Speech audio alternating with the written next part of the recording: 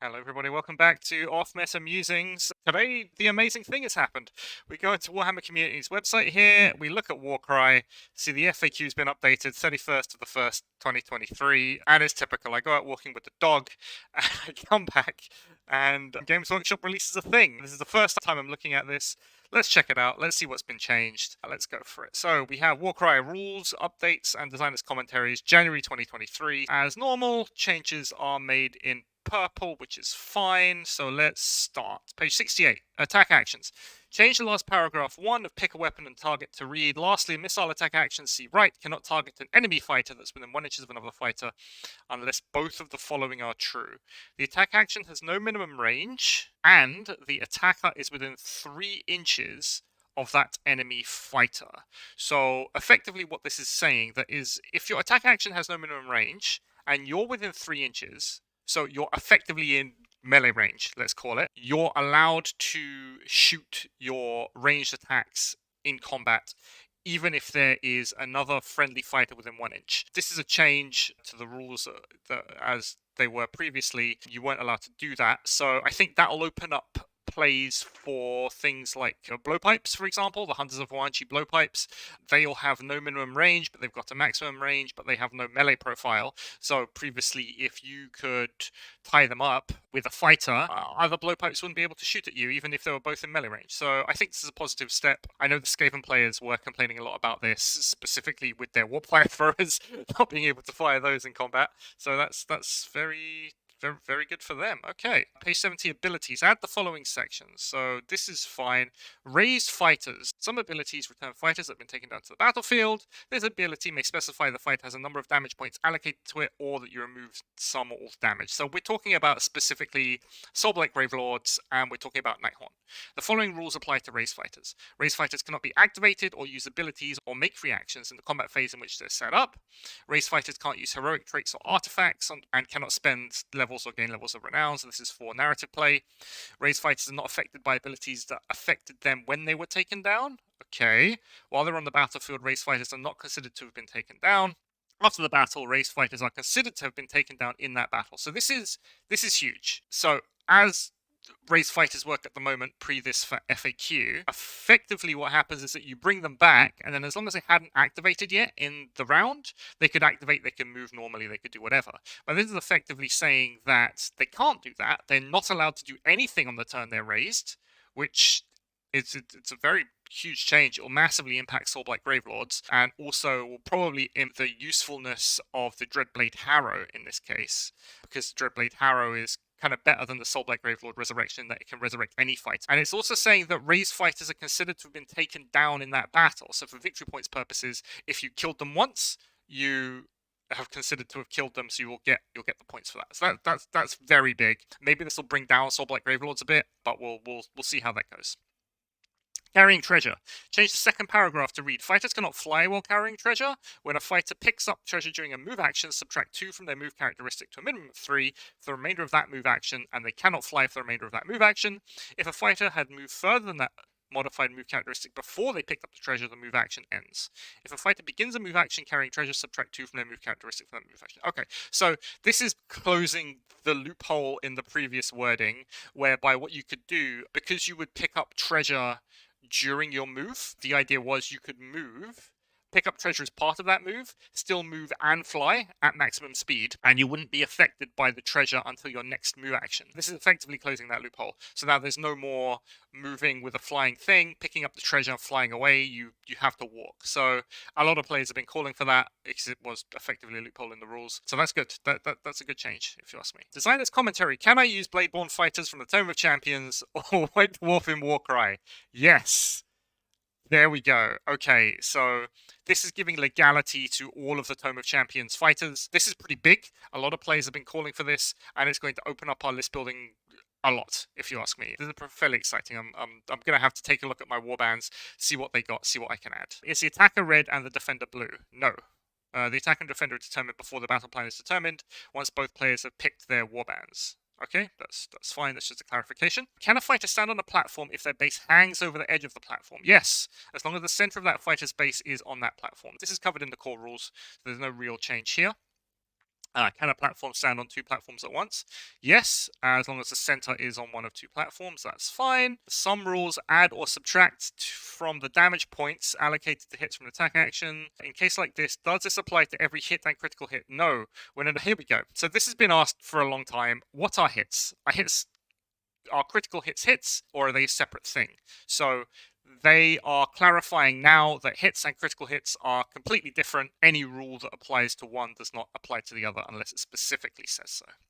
It's a very important clarification. We've been asking for that for a while. When a fighter spends level of renown, for example, to make a free reaction, does that fighter lose that level of renown? No. A spent level of renown simply cannot be used to make a free reaction later in the battle. Okay, so renown is kind of like a pool of resource that you can use during your battles to make your free reactions. You don't lose them. If a fighter has 2 rules that would give them a bonus action at the same time, for example, a Slaves to Darkness hero with 8-Horn Helm and Champion of Darkness, how do I resolve these bonus actions? You choose which of the rules you want to use first, resolve that rule in its entirety, then do the other. Okay? If an ability can only be used if a fighter is within a certain range of a fighter or an enemy fighter, a piece of terrain, etc., can that ability be used if the fighter is within range of more than one? Yes. If you're in range of many, you are in range of 1. If an ability allows a fighter's hit rolls to score a critical hit on a 4, but that fighter's rolls require a 5 to hit because of the attacker's strength for the target's toughness, do rolls of a 4 score a critical hit or a miss? They score a critical hit. Now, this specifically impacts the Bolt Boy boss from Cruel Boys. They have an ability that makes them auto-crit on 4s. Effectively. And they're saying that, yeah, they still crit. That's what the rule says, which is fine. Can I give an artifact of power to any fighter in my warband? Yes, unless their rule forbids it. Okay, very good. Compendium, Monsters of Order. Use the following points values. War Hydra, 420. Charybdis, 425. Whoa, so that's huge. They're basically saying, yeah, you can see it here, Monster of Death. Okay, so they are, it looks like they are upping the points cost of all the monsters, which is a good thing. It's something that I've called for a while.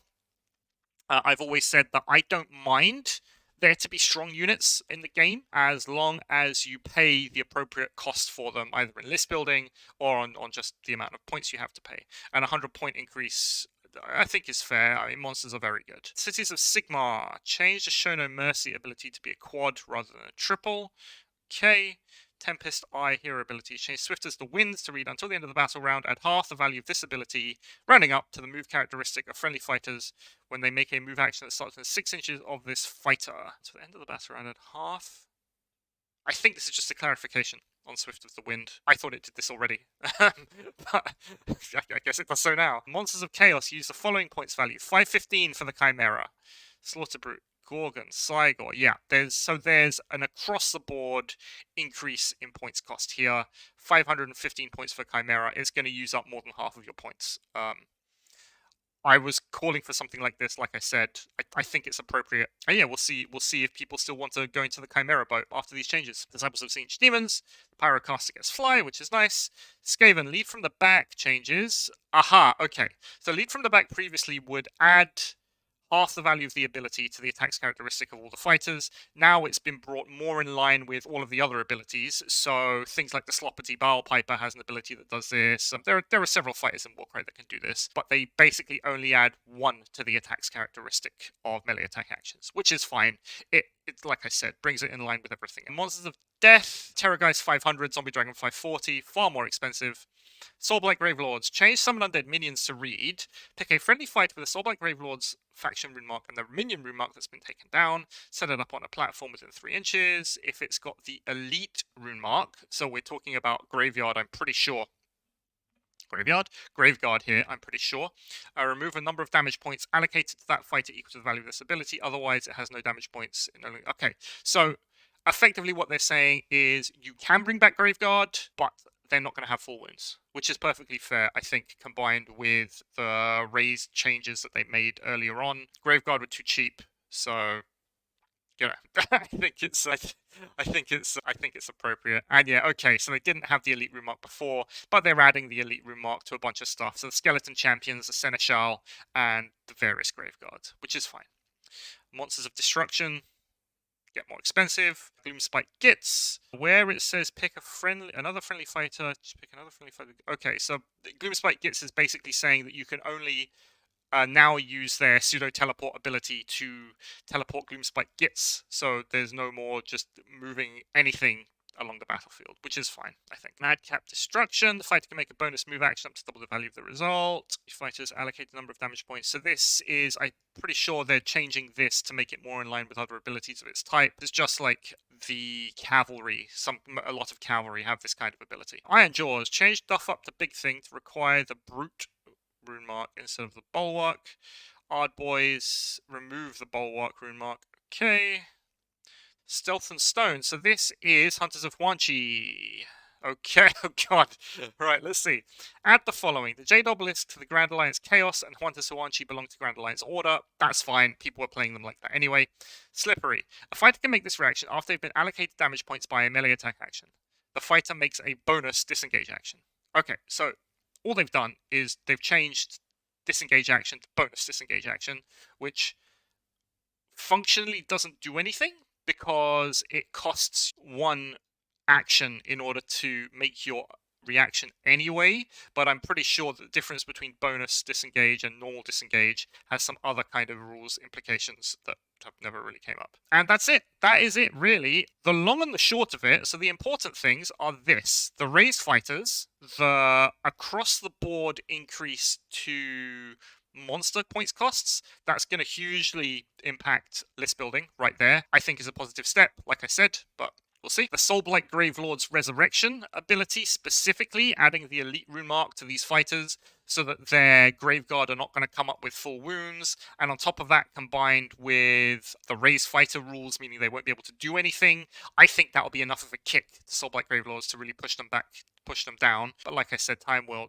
tell on that one. And that's it for everything. I'm fairly happy with this. It's kind of, it'll impact the lists right at the very top of the meta, which is kind of what you want out of an FAQ or an errata. And as we know, if the lists at the top come down, it'll give other lists the ability to float back up. But yeah, that is it really from this very quick update of the rules. So yeah, please don't forget to like and subscribe, and let me know what you think about the update. Let me know if you think they went too far or if they didn't go far enough. Let me know what you think about the new raised fighter rules. I think that's very interesting. And yeah, that's it from me, so I will see you next time.